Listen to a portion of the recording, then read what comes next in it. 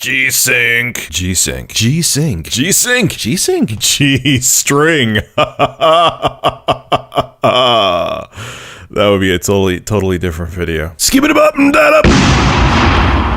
So what the hell is G-Sync? I'm sure even you guys who aren't PC gamers heard a crapload about it because Nvidia won't stop talking about it. So before we get into the review of the Acer Predator XB270HU G-Sync monitor, I know that just rolls right off the tongue, let me explain to you what the G-Sync technology does. Well, it's actually really simple. There's a module inside of G-Sync monitors that actually syncs the refresh rate of the monitor with the frame rate your video card is pushing out while you're playing a game. So if you're playing Crysis 3, for example, and it's running at 34 frames per second on your NVIDIA GeForce video card, the G-Sync compatible monitor will run at a refresh rate of 34 frames per second. What is the benefit of this? Well, in the graphics options of every single PC game out there, there is a setting called VSync, which stands for vertical sync. If vertical sync is disabled in a game, one of the annoyances that you'll see is something called screen tearing. Screen tearing is an issue that happens when VSync is disabled, where it actually looks like the image that you're looking at during gameplay is in two different parts of the screen, like it's split up. And it could be even worse than that when VSync is disabled. Hell, you may see like the image look like it's split up in 4 different places. Now, enabling VSync gets rid of the screen tearing and makes the image quality of a video game on PC look much better. But there's a catch to having VSync enabled. If your graphics card's frame rate cannot keep up with the refresh rate of the monitor, then you will see something during gameplay called stuttering, which is exactly what it sounds like. The gameplay gets really choppy and it's no longer smooth. Yes, you won't see screen tearing, but then your frame rate will go to crap and the game will seem sometimes unplayable. So G-Sync gets rid of all those problems I just mentioned because your graphics card is in constant communication with your G-Sync monitor and its refresh rate is always matched up with the frame rate your graphics card is pumping out, so the gameplay always looks smooth. So now that you know what the hell G-Sync is, let's get into the review of the Acer XB270HU monitor. Now let me talk about this monitor's most exciting feature. It has a dead pixel! Yeah! I'm getting annoyed with this. I've noticed recently, ever since monitors have become higher resolutions than 1080p, dead pixels have become a thing again. I don't know if there's something going on with the manufacturing process. I've noticed it from multiple brands, not just Acer.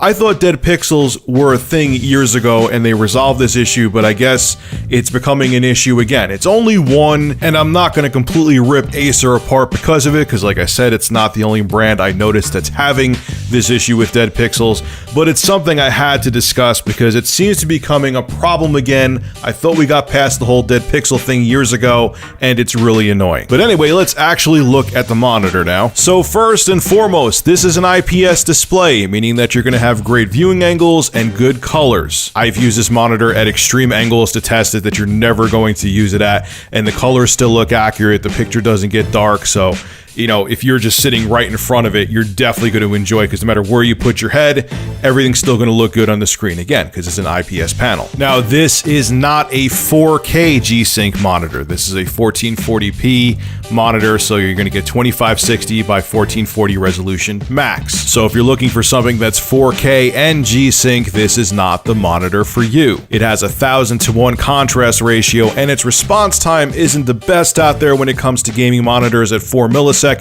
but it isn't bad either. Now, this monitor only has a DisplayPort input, and that's because G-Sync technology only works with DisplayPort. Now, that's all well and good. It only has a DisplayPort input for video. However, I wish it did have something like HDMI or DVI, so if I wanted to use the monitor in a pinch in a different room, maybe hook it up to a game console just to use it as a temporary TV, it would have made this monitor more versatile. So I kind of wish, okay, I understand G-Sync, you're buying it for G-Sync, and G-Sync only works with DisplayPort. It still would have been nice to have, hell, like even just one HDMI input on there as well. Now, it also comes with a 4-port USB 3.0 hub, so you'll have 2 USB ports on the side and 2 under the monitor, which they're really inconvenient to get to. I guess I understand why they did it.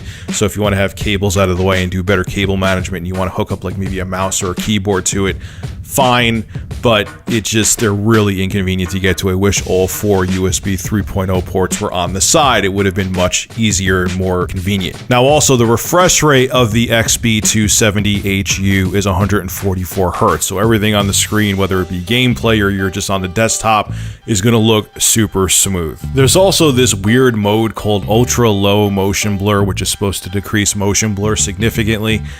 It's okay. It's weird when you turn it on, it actually cuts down the brightness quite a bit.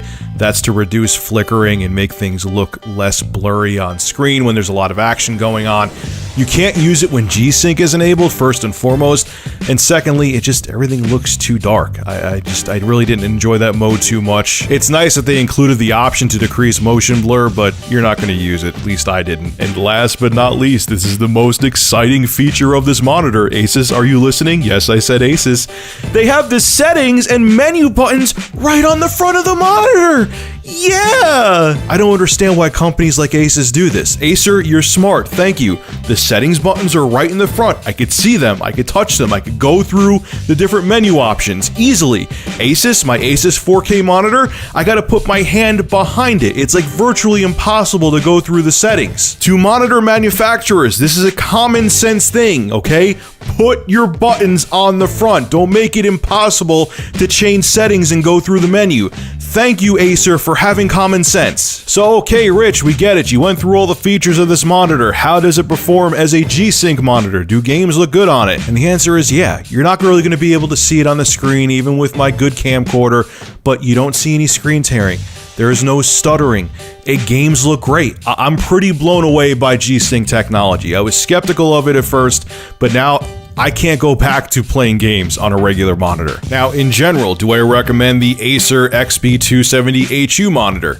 It depends on what you're looking to do. You have to remember, G-Sync monitors are meant for gamers. You're not going to buy this for professional applications like you work in Photoshop all day or you do a bunch of video editing. It's really mostly just meant for gaming. Also, you kind of have to weigh out what graphics card you have. Maybe you have a really high-end rig and it would be better off investing in a 4K monitor instead of just a 1440p G-Sync monitor. Or hey, maybe you have a mid-range NVIDIA graphics card like a 960. Maybe you just want to get a 1080p G-Sync monitor. So yeah, this is a good monitor. It's not the best monitor I've ever seen, but it's a pretty good one, and I like the G-Sync technology in it. I think it makes games run super smooth. Just, there's a lot of options out there. There's a lot of G-Sync monitors now. Look at their features, look at what they have to offer, and then pick the right one for you and the right one for your gaming rig. Alright folks, this is Rich of Review Tech USA. I hope you enjoyed this little review. Make sure to rate, comment, favorite, and subscribe, and as always, thank you for supporting my channel. Have a good one.